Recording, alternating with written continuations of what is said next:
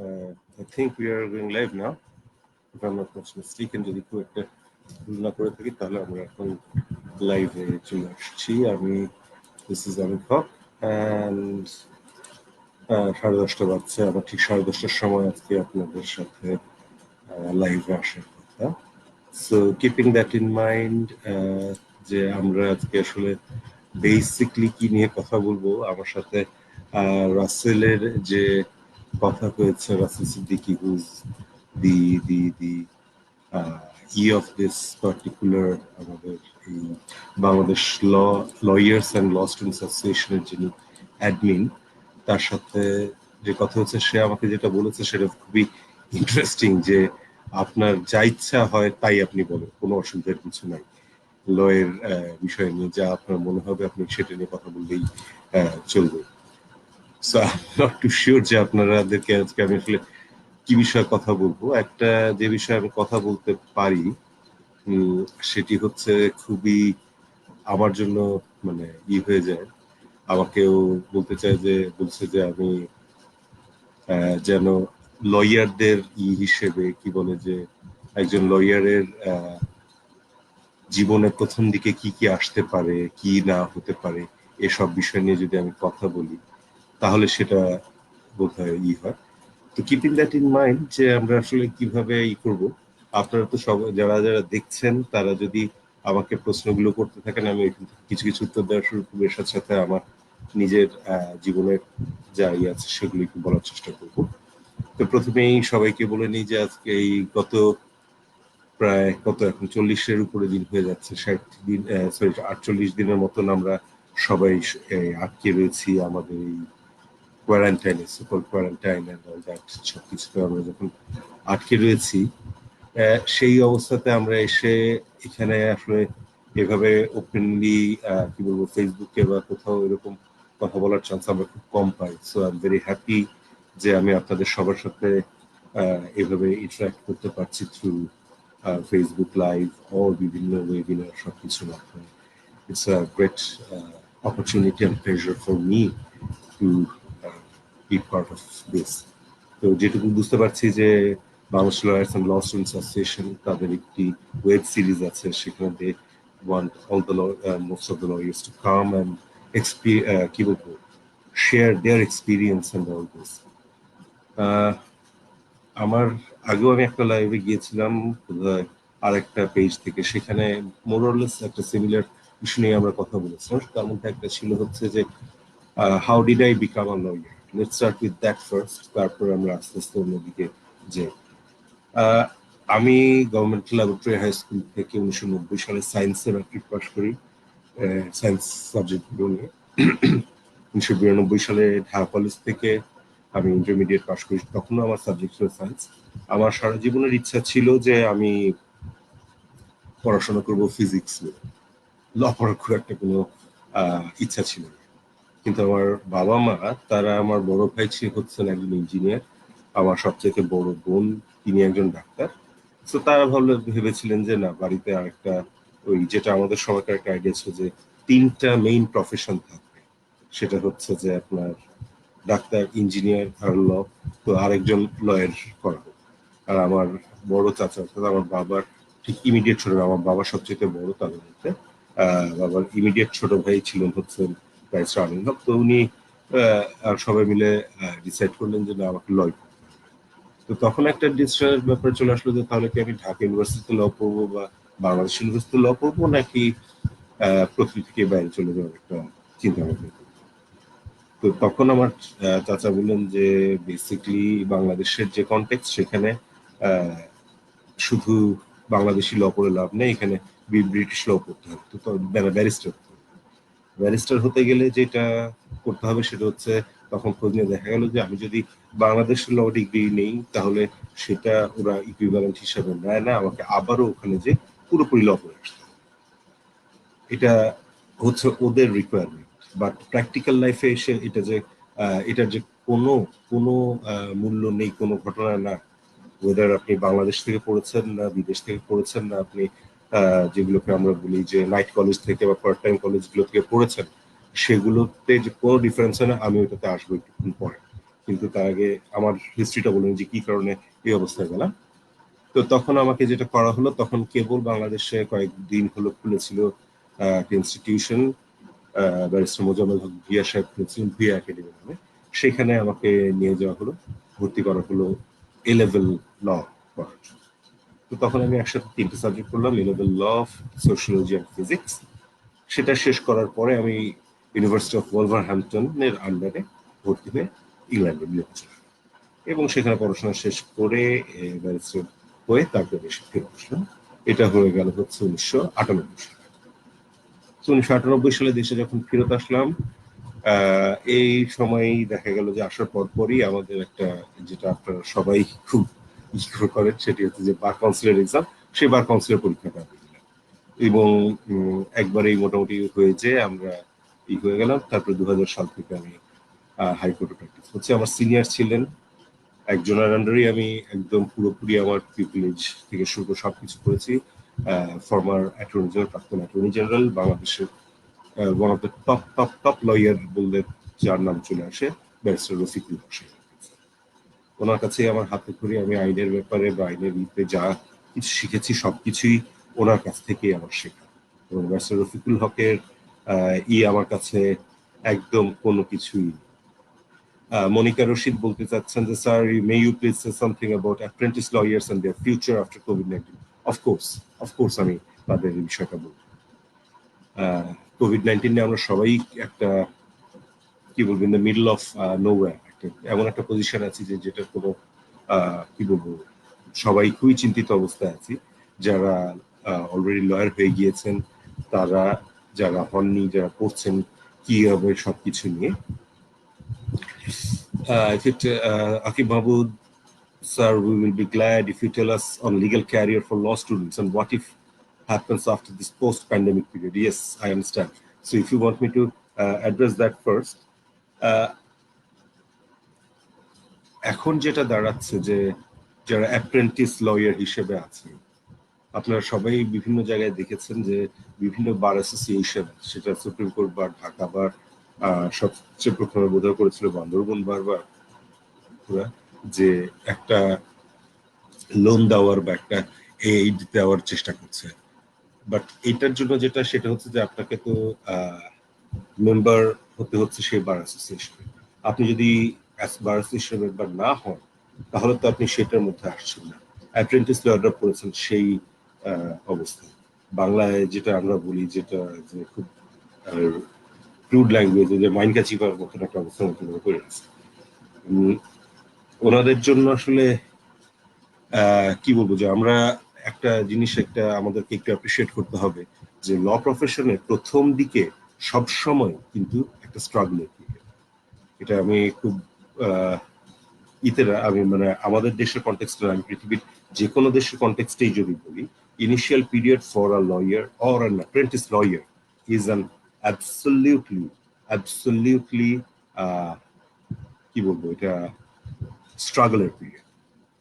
আমি আমার নিজের থেকে বলি যে 1998 সালের অগস্ট মাসে যখন আমি ফেরত আসলাম, এসে 2 দিনের মাথায় আমার বাবা মা আমাকে জয়েন করালেন। যে ব্যারিস্টার রফিকুল হক, তিনি আমাদের ফ্যামিলি ফ্রেন্ড ছিলেন, আমার চাচাও তার জুনিয়র ছিলেন, তার আন্ডারে কাজ করার জন্য। তো অগস্ট মাসের 18 তারিখ বোধহয় আমি ওখানে জয়েন করলাম। আগস্টের 18 থেকে সেপ্টেম্বরের প্রথম পর্যন্ত কোনো ঘটনাই নেই, মানে চারপাশে আবহাওয়া বুঝতেই সময় কেটে গেছে, চেম্বারে কি হয় না হয়। তারপরে সেপ্টেম্বর থেকে শুরু হলো হচ্ছে ডিস্ট্রিক্ট কোর্টে যাওয়া। আমি টানা 3 বছর একদম টানা 3 বছর আমি একদম মানে প্রথম 3 বছর টানা ডিস্ট্রিক্ট কোর্টে আমি প্র্যাকটিস করেছি। এটার কারণ ছিল যে আমার সিনিয়র বলছেন যে ডিস্ট্রিক্ট কোর্টে যদি প্র্যাকটিস না করো, ডাইরেক্ট হাইকোর্টে আসলে তুমি জীবনে কিছুই শিখতে পারবে না।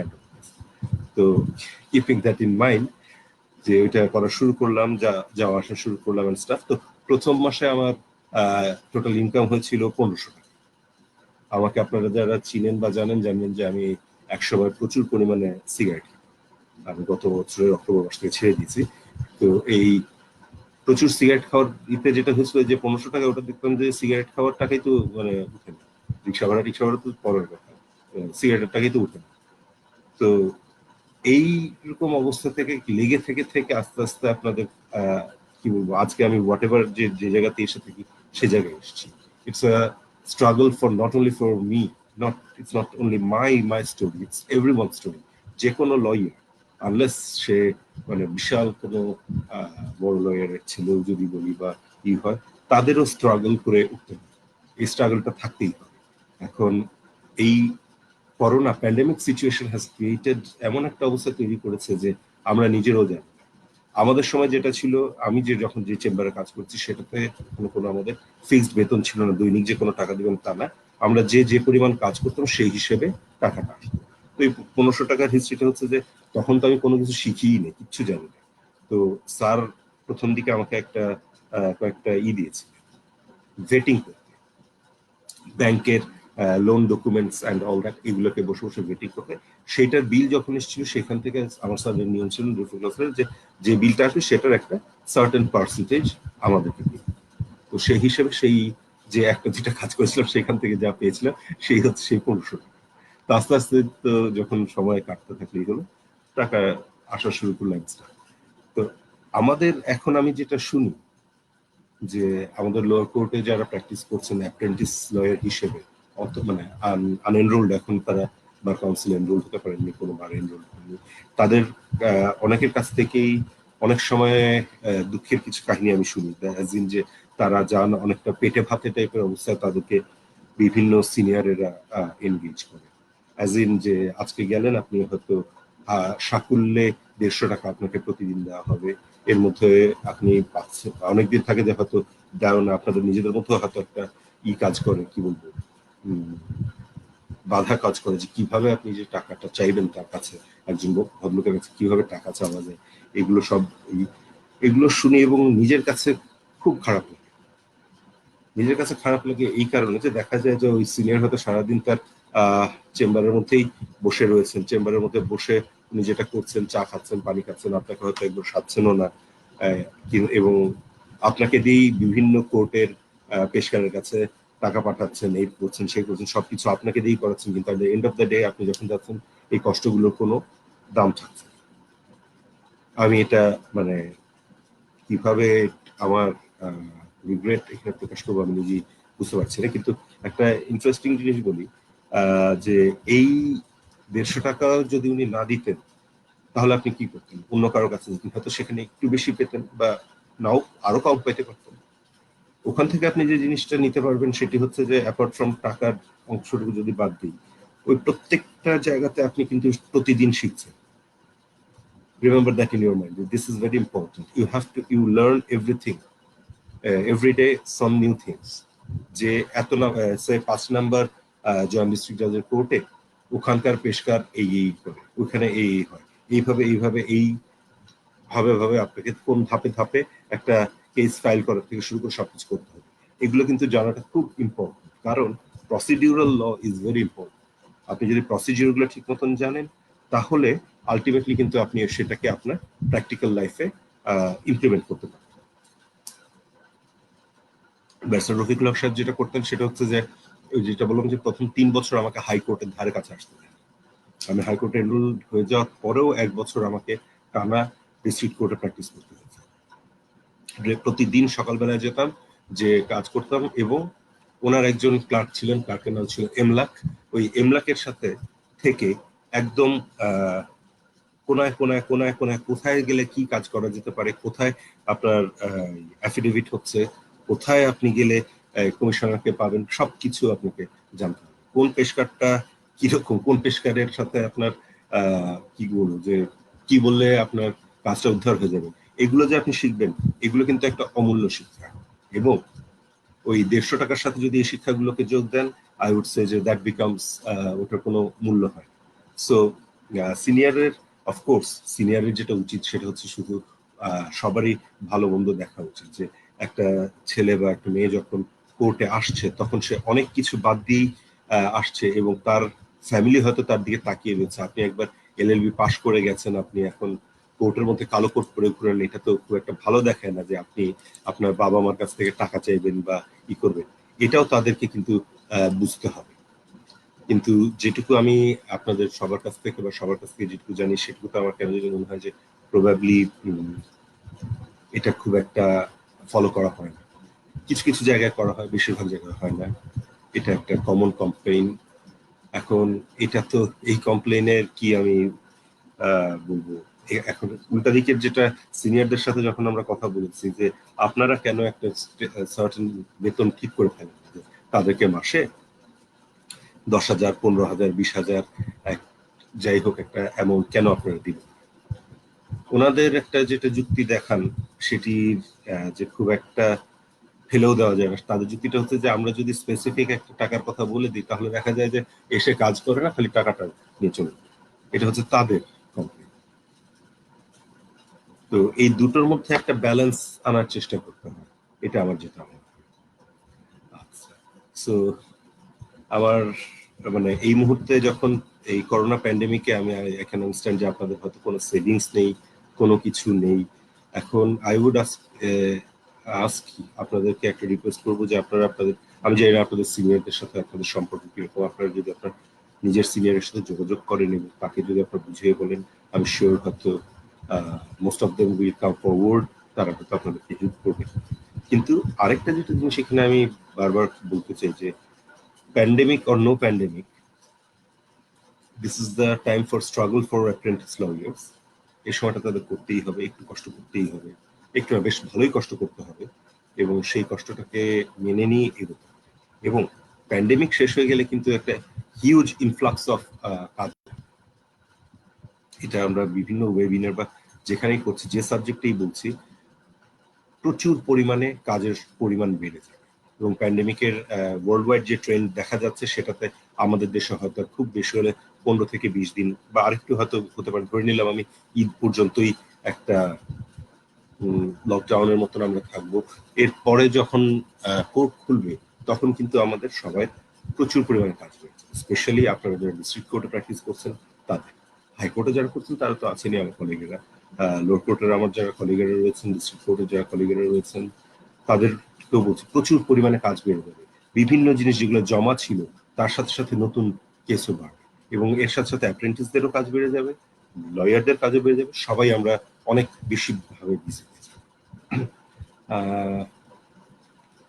গেল রেদওয়ানুল ইসলাম মিমো ইজ আস্কিং মি যে উনি ইন্টারন্যাশনাল হিউম্যান রাইটস লয়ে ইউকে তে এলএলএম করছেন। Would that be a wise decision considering the post-corona situation? ভাই,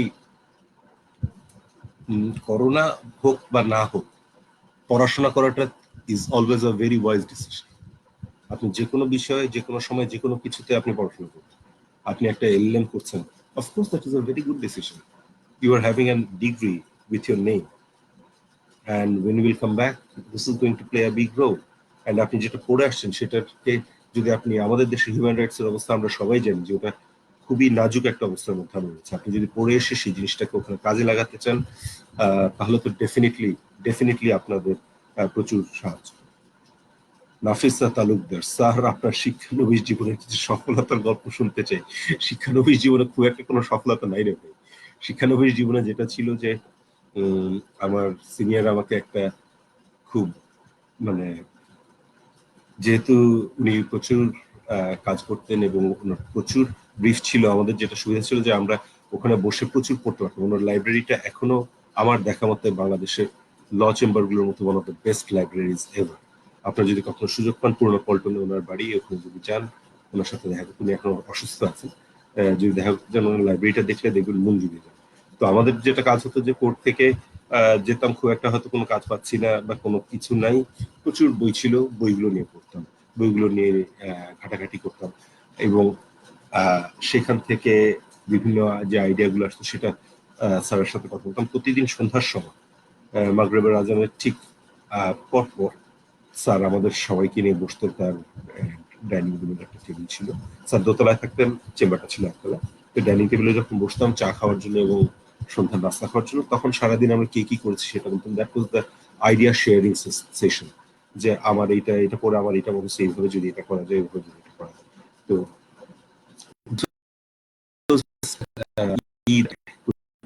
কি বলবো, তার কাছ থেকে আমি যে এইটা পেয়েছি যে হ্যাঁ এইভাবে পড়লে এই কাজ করা যেতে পারে সবকিছু। So this is an absolutely this is an absolutely pleasure for me যে আমি ওনার সাথে কাজ করতে পেরেছি এবং শিখেছি। স্যার আসসালামু আলাইকুম। আহসান হাবিব লিখছে, আমরা যারা 2019-এ হাইকোর্টের আইনজীবী হয়েছি আমাদের উদ্দেশ্যে কিছু বলবেন, কিভাবে আমরা আইন পেশা ভালো করতে পারি? ধন্যবাদ। আহসান হাবিব, মানে আপনি 2019-এ হয়েছে, এটা কোন আহসান হাবিব? যদি আমার ওইটা আমার স্টুডেন্ট আহসান হাবিব। আহসান হাবিব আমার ডাইরেক্ট ছাত্র ছিল। So you know, always the common thing, কাজে থাকতে হবে, পড়াশোনা করতে হবে। এখন দেখেন একটা, আমি খুব খারাপ ভাবে একটা লাইন বলি, বাংলাদেশে এখন দেখা যায় যে লয়ারদের মধ্যে দুই ভাগ হয়ে গেছে। এক দলকে আমি বলি আইনজীবী, আরেক দলকে আমি বলি লাইনজীবী। এই লাইনজীবী হচ্ছে যারা বিভিন্ন লাইন দিয়ে কেস টেস করে, হাইকোর্টে বলেন, ম্যাজিস্ট্রেট কোর্টে বলেন, ডিস্ট্রিক্ট কোর্টে বলেন, সব জায়গায়। To all my students and যারা আপনারা আজকে এখানে শুনছেন, আমি আপনাদের কাছে হাত জোর করে একটা জিনিস বলি, এই লাইনজীবী হয়েন না।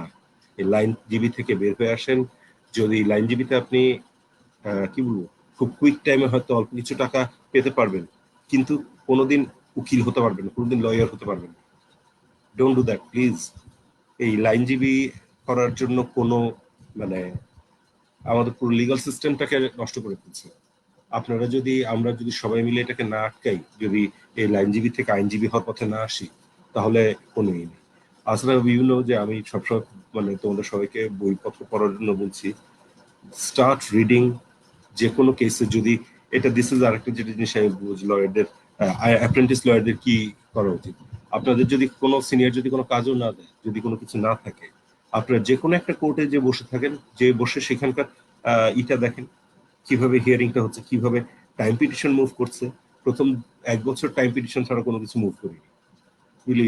খুব কম অন্যান্য জিনিস হচ্ছে, হয়তো একটা দুইটা ইনজাংশনের অ্যাপ্লিকেশনের ব্যাপারে হিয়ারিং করার সুযোগ পেয়েছি, কারণ ডিস্ট্রিক্ট কোর্টও আমার সিনিয়রের অন্যান্য জুনিয়ররা ছিল যারা আমার চাইতে সিনিয়র এবং যাদের অভিজ্ঞতা বেশি, তারাই বেশিরভাগ সময় হিয়ারিং গুলো করতো। ওই 1 বছর 1.5 বছর পরে আমি করার সুযোগগুলো পেয়েছি। সো এগুলোকে যদি রাখেন, খুব ইম্পর্টেন্টলি আপনারা দেখবেন যে এখন আমি যেটা ফিল করি যে আমাদের প্রপার কোনো সিভিল লয়ার নাই যে সাক্ষীকে ঠিক মতন ক্রস এক্সামিনেশন করতে পারে বা ইভেন এক্সামিনেশন চিফ করতে পারে। সাক্ষীও নিতে পারে না, জেরাও করতে পারে না বেশিরভাগ সময়। এবং এটার ফলশ্রুতিতে যেটা হয়, যখন হাইকোর্টে আসে একটা ভালো কেস কেউ দেখা যায় অ্যাকচুয়ালি খুব ভালো, কিন্তু ওই ঠিক মতন আপনার লোয়ার কোর্টে ওটাকে কন্ডাক্ট করা হয়নি বলে একদম মানে শেষ হয়ে যাচ্ছে। সো এই জিনিসগুলোকে যদি আপনারা একটু ভালো করে ফলো করেন এবং এর সাথে সাথে ই করেন, তাহলে হবে। একটা জিনিস, এটা আমি কয়েকদিন আগে বলছিলাম, আজকে আরেকবার বলে নেই, অ্যাপ্রেন্টিস লয়ার যারা আছেন, যারা এলএলবি পাশ করে গেছেন, তাদের কিছু কিছু বই এখন থেকেই কিনে নিয়ে সবসময় সাথে রাখা উচিত। 1 নাম্বার সিপিসি। আপনি সিভিল প্র্যাকটিস করবেন না ক্রিমিনাল প্র্যাকটিস করবেন, পরের লাইফে কোনো ব্যাপার না, আপনাকে দুটার উপরেই মোটামুটি একটা অগাধ জ্ঞান না হলেও জ্ঞান থাকতে হবে। দুটোর ব্যাপারেই আপনার আইডিয়া থাকতে হবে। আপনাকে অবশ্যই সিপিসি কিনতে হবে এবং পড়তে হবে। Code of civil procedure, believe me, আমাদের কোড অফ সিভিল প্রসিডিওরটা সেই লর্ড ম্যাকলিয়ে বানিয়ে দিয়ে গিয়েছিলেন, কিন্তু এখন পর্যন্ত এত রিলেভেন্ট এবং এত একটা চমৎকার আইন যে সিভিলের জন্য আর কোনো কিছু লাগে না যদি আপনি ঠিক মতন এটাকে বুঝতে পারেন এবং ওইখান থেকে আপনি প্রসিডিওরগুলো শিখবেন। এবং দেখবেন যে আপনার অপোনেন্ট লয়ার যখন আপনি হবেন যে সে হয়তো প্রসিডিওরগুলো ঠিক মতন ফলো করেনি, এবং সে যেহেতু ফলো করেনি, আপনি জানেন, আপনি কিন্তু তাকে সুন্দর মতন আটকে ফেলতে পারেন। So CPC is must. সিপিসির সাথে সাথে সিভিলের বইগুলো আগে বলে নেই, আপনাকে রাখতে হবে স্পেসিফিক লিমিট, আপনাকে পড়তে হবে লিমিটেশন, এই তিনটা মাস্ট। এর সাথে আপনি যদি ক্রিমিনাল লর দিকে আমি আসি, এবং একটা মাঝখানে একটা ল আছে যেটা সিভিল ক্রিমিনাল দুটোতেই লাগবে, এভিডেন্স অ্যাক্ট।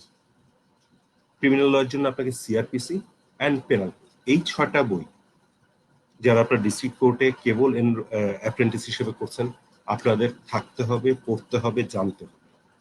আমি জানি যে আপনার বার কাউন্সিল পরীক্ষার জন্য এগুলোই হয়তো পড়েন, কিন্তু বার কাউন্সিলের পড়া এবং প্র্যাকটিক্যাল পড়াটা অনেক পার্থক্য।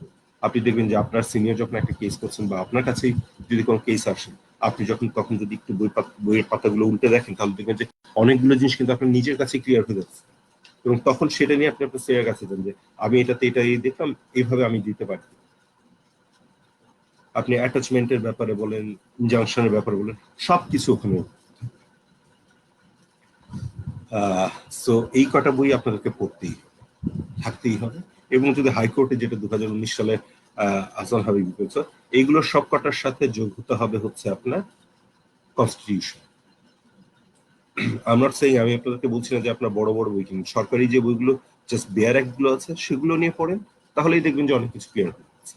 কোনটার আপনি যদি লিমিটেশন পড়েন, কোনটার তামাদি কত, একটা কেস প্রপার টাইমে ফাইল করা হচ্ছে কি হচ্ছে। এর সাথে মনে করেন যদি আপনার সিনিয়র আপনাকে অর্থনীতি আদালতে কেস করতে হয়, অর্থনীতি আদালতটা করেন। এগুলো কিন্তু সবই অনলাইনেও আছে, আপনি যদি চান অনলাইনেও ওটাকে দেখে নিন। সো এগুলো হচ্ছে খুব বেসিক কথাবার্তা আর কি, যেটা সবাই বলে, আমিও এর বাইরে খুব বেশি কিছু বলতে পারছি না।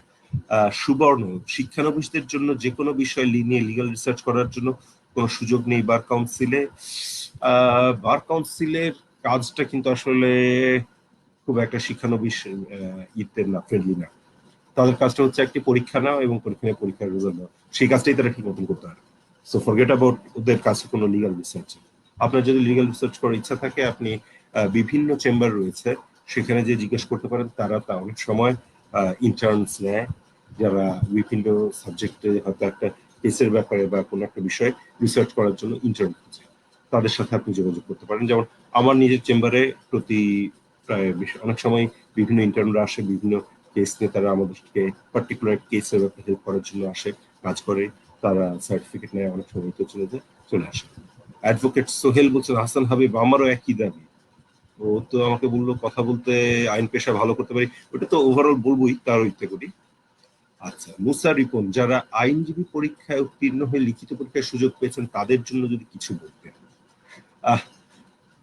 এটা দেখেন, এবারের পরীক্ষাটাতে আমরা যতদূর জানি, আপনারা সবাই দেখেছেন যে প্রায় 48,000 না কতজন পরীক্ষা দিল, তার মধ্যে মাত্র 6,800 না 700 জন পাশ করেছে। খুবই খারাপ একটা পাস রেট। সো এই যারা পাশ করেছেন তারা অলরেডি দে আর, কি বলবো, brilliant brilliant brilliant people, believe me, take it from me. আমি এইবারের পরীক্ষার কোয়েশ্চেন অ্যান্ড গতবারের, এর আগের বারে যে পরীক্ষার কোয়েশ্চেনটা ছিল এমসিকিউ, সেটা হাতে নিয়ে নিজে পরে পরীক্ষা দিয়েছি, ওই পরীক্ষার হলের মতো নিয়ে নিজের মধ্যে বসে জাস্ট দেখার জন্য। তো গতবার এটাতে পেয়েছিলাম 27, এবারে একটু বাইরে পেয়েছি 33। তো এখন পর্যন্ত আমি যদি আপনাদের জায়গায় থাকতাম, আমি এই লিখিত পরীক্ষা পাস, সরি এমসিকিউ পরীক্ষা পাস করতে পারতাম। আপনাদেরকে সেই কারণে প্রথমেই আমার বিশেষ অভিনন্দন থাকলো, মুসা রিপন যারা বাকি রয়েছেন এই। এখানে আমি যেটা একটা জিনিস বলতে চাই সেটা হচ্ছে যে আপনারা জানছেন যে এটা পরীক্ষাটা হয়ে গিয়েছে, এমসিকিউটা হয়ে গিয়েছে, এবং অ্যাকচুয়ালি যতদূর আমরা জানি আমরা সবাই খুবই বার কাউন্সিলের উপরে চাপ প্রয়োগ করছিলাম, বিকজ বিভিন্ন রকমের কেস এসেছিল প্রাইভেট ইউনিভার্সিটিতে, যারা 50 বেশি নিয়েছিল। এর মধ্যে আমি দু একটা কেস করেছিলাম বার কাউন্সিলের বিরুদ্ধে। তার মধ্যে একটা ছিল যে একজনকে ডাইরেক্টলি তারা দিয়ে দিয়েছিলেন, হাইকোর্টে এনরোলমেন্ট দিয়ে দিয়েছিলেন, এবং আরেকটি ছিল হচ্ছে যে যারা ইউনিভার্সিটি অফ লন্ডন বা বাইরে থেকে পড়ে এসছেন, তাদের যদি 2 বছর ধরে 11 না করা থাকতো, তাহলে তাদেরকে পরীক্ষা দিয়ে দিচ্ছেন না। তো আল্লাহর রহমতে আমরা দুটোতেই জিতেছিলাম। এবং এরপর আমাদের যেটা বার কাউন্সিলের কাছে কথা ছিল যে শুধু এই পরীক্ষাটাকে শেষ করা না, এই বছরের মধ্যে যেন আরেকটা এমসিকিউ নিয়ে রিটেনটা অ্যাটলিস্ট হয়ে যায়, নট অনলি দিস, এর পরেরটাও যেন হয়ে যায়, সেটাকে আমরা ইনশিওর করার জন্য কাজ করছিলাম। তো এর মধ্যে চলে আসলো করোনা প্যান্ডেমিক এবং সবকিছু থেমে গেল। সো আমি আপনাদেরকে একটা জিনিস যেটা জানাতে চাই, যে আমাদের সাথে বার কাউন্সিলের যেটুকু কথা হয়েছে যে যখনই এই সিচুয়েশনটা নর্মাল হয়ে আসবে, তার অল্প কয়েকদিনের মধ্যেই আপনাদের রিটেন পরীক্ষাটা হবে। অল্প কয়েকদিন বলতে হয়তো আপনাদেরকে খুব বেশি হলে 1 থেকে 1.5 মাসের একটা নোটিশ দেওয়া হবে যে হ্যাঁ তারপরে আপনাদের পরীক্ষা নিয়ে। এটা আপনারা একটু মাথায় রাখবেন যে আপনাদের কিন্তু এখন বসে থাকা না। আপনারা যারা এমসিকিউতে হয়ে গিয়েছে, রিটার্নের জন্য আছেন, তারা দয়া করে প্লিজ প্লিজ প্লিজ নিজেদের মতন পড়াশোনা শুরু করুন। আপনারা জানেন যে কি করতে হবে, আপনাদেরকে ড্রাফটিং থেকে শুরু করে অনেক কিছুই শিখতে হবে। এই ড্রাফটিং এর কাজটাকে কিন্তু আপনারা বাড়িতে বসেই করতে পারেন। আপনারা সবাই মিলে এটাতে খুব একটা কঠিন কিছু নয়, আপনারা বসে বসে করেন।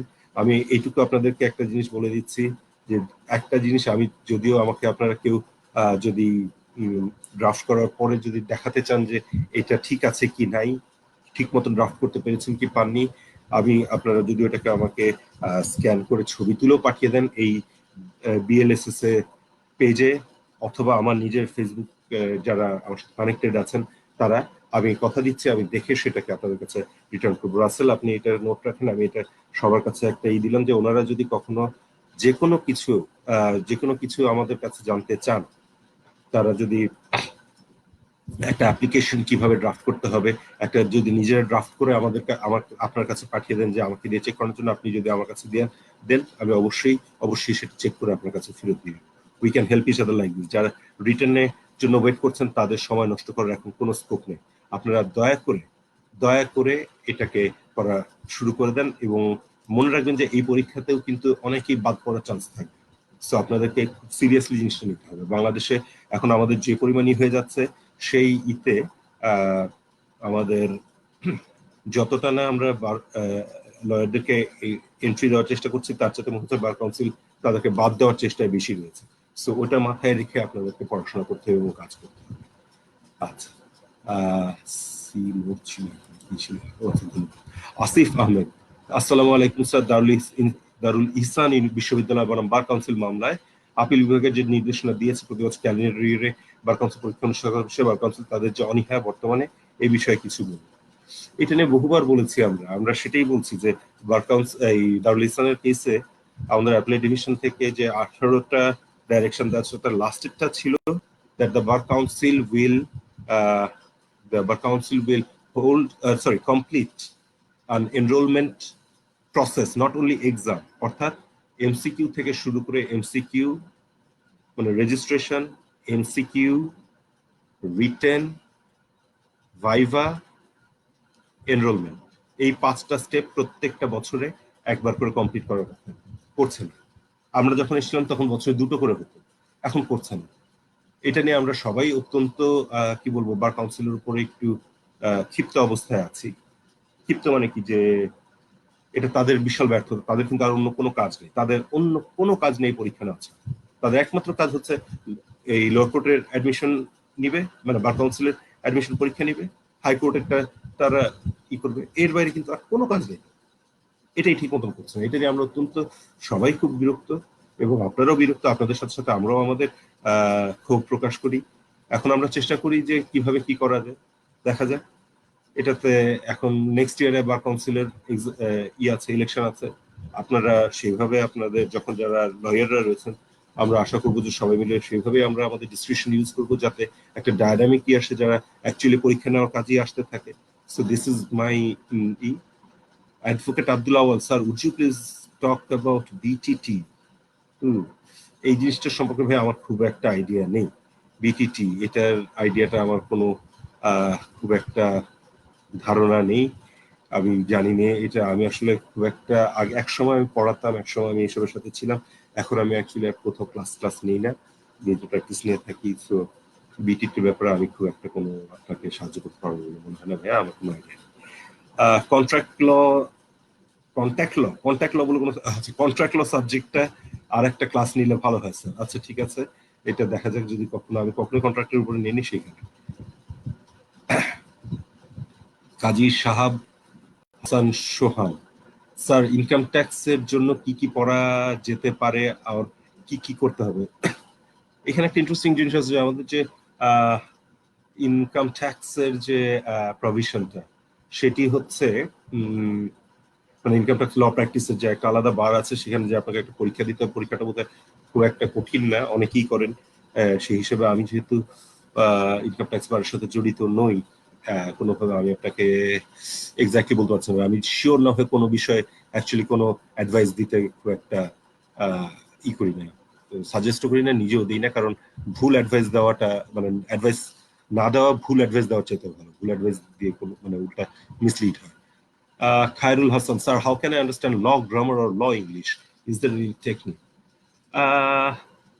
Law grammar or law English? You see, this is a very interesting point. যে এটা নিয়ে কথা বলতে চাচ্ছিলাম যে আমাদের ভাষাগত একটা সমস্যা থেকে যায়। আমি নিজে বাংলা মিডিয়ামের ছাত্র, তো আমাদের সময় যেসব টিচাররা ছিলেন তারা ইংরেজিতে অনেক আমাদেরকে কষ্ট করে করেছেন। একটা যেটা, আমার এক টিচার ছিলেন ওয়াহাব স্যার, এখনো বেঁচে আছেন, ওনার সাথে আমার প্রায় রেগুলারই দেখা হয়। আমার whatever English I can speak or whatever I have learned it from him, and Wahab স্যারের প্রতি আমার অসীম কৃতজ্ঞতা। উনি একটা জিনিস যেটা আমাদের করিয়েছিলেন, তখন আমাদের একটা পত্রিকা বের হতো হলিডে, সপ্তাহে একদিন। এছাড়া ইংরেজি পেপার বের হতো নিউ নেশন, অবজারভার, টাইমস। পরে আসছিল মর্নিং সান নামে একটা, তারপরে এখন তো এসছে ডেইলি স্টার আছে, নিউ এজ আছে, আর অনেকগুলো ইংরেজি পেপার আছে। ওনার এই যেটা ছিল যে আপনাদেরকে, আমাদের প্রত্যেককে উই হ্যাড টু রিড, এটা আমাদের স্কুলের যে এই তখন শুক্রবার হলিডে বের হতো, শুক্রবারের হলিডেটা পড়ে একটা পার্টিকুলার সাবজেক্টের উপর যে কোনো একটা কলাম আমরা ওনাকে ওই কি বলবো নিজেদের ভাষায় ট্রান্সলেট করে দিতাম। ট্রান্সলেট বলতে আমি আমরা ইংরেজি থেকে ইংরেজিতে ট্রান্সলেট করে দিতাম। দ্যাট ইজ হাউ লার্ন যে গ্রামার কিভাবে ঠিক করতে হয়। অ্যান্ড আরেকটা যেটা আমি নিজে ব্যক্তিগতভাবে মনে করি যে প্রচুর পরিমাণে আপনাকে ইংরেজি বই পড়তে হবে, তাহলে আপনি দেখতে পাবেন যে কিভাবে লিখতে হয় না হয়। আর এই বই পড়ার ব্যাপারে একটা জিনিস, এটা কয়েকদিন আগে আমাদের সবার প্রিয় জেরাই খান স্যার, জহুরুল ইসলাম খান পান্না স্যার আসছিলেন, উনি একটা জিনিস বলছেন যে বই পড়তে হবে। বই পড়া মানে বলতে মিন করতেছি না যে শুধু লয়ের বই, আপনি প্রচুর গল্পের বই পড়বেন। কারণ কি, যে লয়ারদেরকে হতে হবে ক্রিয়েটিভ, আপনাকে যে কোনো বিষয়ে ক্রিয়েটিভ আইডিয়া নিয়ে আসতে হবে, এবং এই ক্রিয়েটিভ আইডিয়া যদি না থাকে তাহলে আপনি কিন্তু লয়ার হতে পারবেন। আপনারা আমার পিছনে দেখতে পাচ্ছেন, এটা আমার বাসায়, এটা একটা আলমারি, আমার চারপাশে 1 2 3 4 5 6 7 8টা আলমারি রয়েছে শুধু গল্পের বই পড়ে। এটা আমার বাসাটা, আমার লয়ের বই চেম্বারে রয়েছে, এখানে সব হচ্ছে গল্পের বই পড়ে। এখানে আপনি দেখবেন আমার এই পিছনে এখানে তারাপদ রায়, উপরে যদি একটু করতে পারি, টিল্ট করতে পারি, শার্লক হোমস দেখতে পাচ্ছেন, তার সাথে নারায়ণ গঙ্গোপাধ্যায় রয়েছে, তার নিচে এখানে হুমায়ুন আহমেদ রয়েছে, তারও নিচে আরো অন্যান্য বই রয়েছে, চারপাশে সব বই। এগুলো পড়লে আপনার যেটা হবে, এক নম্বর যে আপনার ভাষাগত জ্ঞান বাড়বে, আপনার কিভাবে একটা জিনিসকে সাজিয়ে লিখতে, গুছিয়ে লিখতে পারবেন সেই আইডিয়াটা বাড়বে। আপনি বাংলায় পড়েন, ইংরেজিতে পড়েন, যেটাতেই পারেন, বাট পড়তে হবে। আপনি ইংরেজি পেপার নিয়ে A to Z প্রথম থেকে শেষ পর্যন্ত পড়ে ফেলেন, দেখবেন একদিনে আপনার অনেকগুলো। এর সাথে আপনি যদি এটা স্বীকার করতে কোনো লজ্জা নেই, আমরা সবাই যে সবকিছু জানি তা না। আপনি যদি শব্দ বুঝতে অসুবিধা হয়, ডিকশনারি দেখেন। এখন তো সবারই মোবাইল রয়েছে, মোবাইলের মধ্যে আপনি গুগলে সার্চ দিলে অর্থের মিনিং পেয়ে যাচ্ছেন। তো এই এত তো কঠিন কোনো কিছু না, আপনি প্লিজ এইগুলো করেন, দেখবেন আপনার ইংরেজি দিতে দেবে। ইংলিশের জন্য আলাদা করে ল শেখার যে ব্যাপারটা, সেটা হচ্ছে যে আমাদের কিছু কিছু ফরম্যাট আছে, সেই ফরম্যাট গুলো জানতে হবে। যেমন আমরা সুপ্রিম কোর্টে, হাইকোর্টে যেটা দেখি সেটা হচ্ছে যে আমরা ফার্স্টে লিখি in the supreme court of Bangladesh, high court division, then this, তারপরে লোয়ার কোর্টে অনেক সময় আমরা লিখি যে in the court of so and so, আর আরো কেউ কেউ লিখেন before the court of so and so. এই ফরম্যাট গুলো জানতে হবে। কিছু কিছু লিঙ্গুইস্টিক্যাল ইস্যু আছে যেগুলোকে আমরা লিগ্যালিজ বলি, এগুলো একটু শিখে নিতে হবে, তাহলে খুব একটা অসুবিধা হওয়ার কথা না। এবং ভাষাটা খুব ভালো হওয়া উচিত।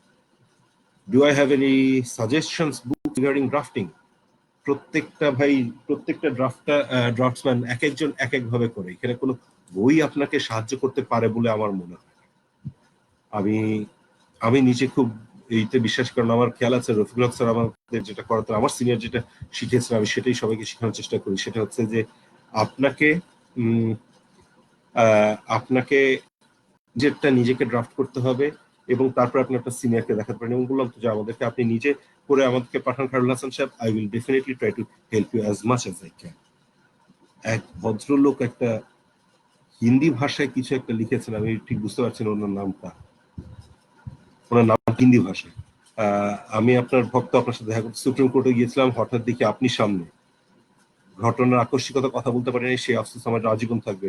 ভাই আমার সাথে কথা না বলতে পারার, তো না বলতে পারার কোনো কারণ নেই। আমি তো মানে ইটা কুকুর বিড়াল না যে কামড় টামড় দিয়ে দিব কোনো কিছু, আপনি যে কোনো সময় আমার সাথে যে কোনো সময় কথা বলতে পারবেন, এখানে কোনো আকস্মিকতার কিছু নেই, কোনো নেই। বাট আমি আপনার নামটা বুঝতে পারছি না, আপনি যদি আপনার নামটা একটু ইংরেজিতে টাইপ করে দেন তাহলে আমার জন্য ইজি। হিন্দি ভাষাটা বুঝতেও পারি না, বলতেও পারি না, সে কারণে।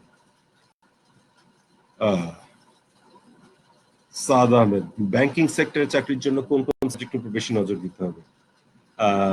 ব্যাংকিং সেক্টরের ব্যাপারটা যেটি, সেটি হচ্ছে যে আপনার এটা স্পেশালাইজডই রয়েছে আমাদের এখানে। আপনি যদি ডিপেন্ড করছে যে শুধু অর্থনীতি আদালতের কথা যদি বলি তাহলে হবে না। অর্থনীতি আদালতে আপনি জানতে পারবেন যে কিভাবে টাকাই আসছে, আপনাকে জানতে হবে কোম্পানি ল, আপনাকে জানতে হবে বাংলাদেশ ব্যাংকের যে অর্ডারটা রয়েছে সেটি, আপনাকে জানতে হবে ব্যাংক কোম্পানিজ অ্যাক্ট, আপনাকে আরো জানতে হবে ফিনান্সিয়াল ইনস্টিটিউটস অ্যাক্ট। এগুলো সম্পর্কে আপনার পুরোপুরি ভালোভাবে জ্ঞান নিয়ে তারপরে আপনি যদি কন্ট্রাক্ট অ্যাক্ট দেখতে হবে, এর সাথে সাথে আপনাকে জানতে হবে যেটাকে বলি আমরা যে documentary credit, that is LC, and all this matters, this will come up. জমি জমার ব্যাপারে জানতে হবে যদি আপনি ব্যাংকে কাজ করেন, কারণ ওই যে কোলাটারাল সিকিউরিটি জমিটা নেবেন, কি কি ডকুমেন্ট জমা দিচ্ছে এগুলো তো আপনাকে দেখতে হবে সেগুলোর ব্যাপারে। অর্থাৎ মোটামুটি অনেক কিছুই করতে হবে রে ভাই। আচ্ছা, সেলিম শিকদার ল স্টুডেন্টদের উদ্দেশ্যে যদি কিছু বলেন অবশ্যই বলবো। একটা জিয়াউল হক, how to connect or pursue with good senior, as no one of my family member is with law practice.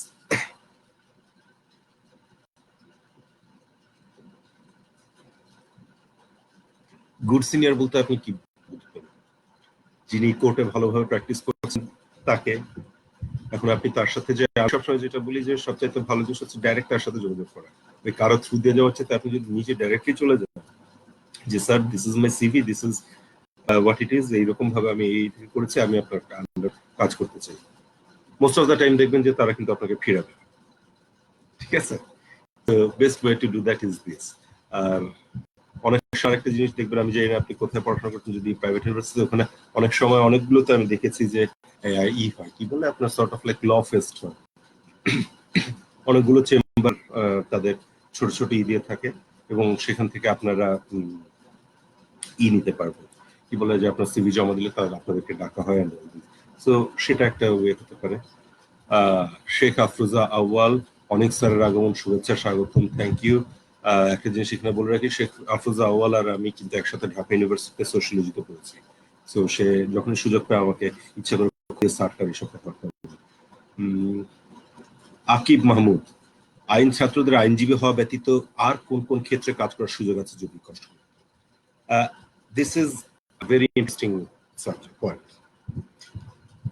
ল পড়ে যে লয়ারই হতে হবে নট নেসেসারি, যদিও আই প্রেফার যে আমি সবসময় বলি যে ল পড়ছেন অবশ্যই ল হতে হবে, বাট আপনার জন্য কিন্তু দ্য ওয়ার্ল্ড ইজ ওয়াস্ট, আপনি পুরো পৃথিবী আপনার সামনে, যে কোনো কিছু আপনি কাজ করতে পারবেন। একজন ল স্টুডেন্ট সে চাইলেই ব্যাংকের লাইনে যেতে পারে, যে কোনো প্রাইভেট কোম্পানিতে তার ল অফিসারের জন্য পদের জন্য সে কাজ করতে পারবে। ঠিক আছে, যে কোনো প্রাইভেট, আপনি তাকে দেখেন এখন গ্রামীণ ফোন বলেন, তারপরে বিএটি বলেন, সব জায়গাতেই কিন্তু ল স্টুডেন্টরা কাজ করছে। নট অনলি যে সে লয়ার কি বলে ল অফিসার হিসেবে কাজ করছে তা না, কমপ্লায়েন্স বলে একটা ডিভিশন থাকে, তাদের কাছ থেকে যে রেগুলেটরি বডিগুলোর সাথে তাদের ঠিক মতন যোগাযোগ হচ্ছে কি হচ্ছে না সেটাতে আপনি কাজ করতে পারবেন। ওই যেটা একটা কথা ছিল, যার নাই কোনো সে করে ওকালতি, ইটস অ্যাবসলিউটলি ভুল একটা কথা। যে পড়ে ল তার জন্য everything is, the whole world is open for him. আপনি রিসার্চ করতে পারবেন, আপনাকে লয়ার হতে হবে কেন? আপনি ঢাকা ইউনিভার্সিটির বহু লোকজন আছেন যারা প্রফেসর, তারা তো লতে ডিগ্রি নিয়ে হাইকোর্টে এসে প্র্যাকটিস করছেন। আপনি একাডেমিক লাইনে যান, আপনি বই লিখেন, বাংলাদেশের লয়ের উপরে মানে জোলা বলার মতন বই আছে হাতে গোনা 3টে। মাহমুদুল ইসলাম স্যারের কনস্টিটিউশনাল ল, মাহমুদুল ইসলাম স্যারের সিপিসি, একটা বই আছে ডক্টর জহিরের কোম্পানি ল, আর এভিডেন্সের উপর একজন একটা বই লিখেছেন, সেটা দ্যাটস ইট। একাডেমিক কাজ করেন, কেউ আপনাকে আটকাতে পারবে না, the whole world opens for you. আপনাকে যে শুধু কোর্টে এসে প্র্যাকটিস করতে হবে নট নেসেসারি।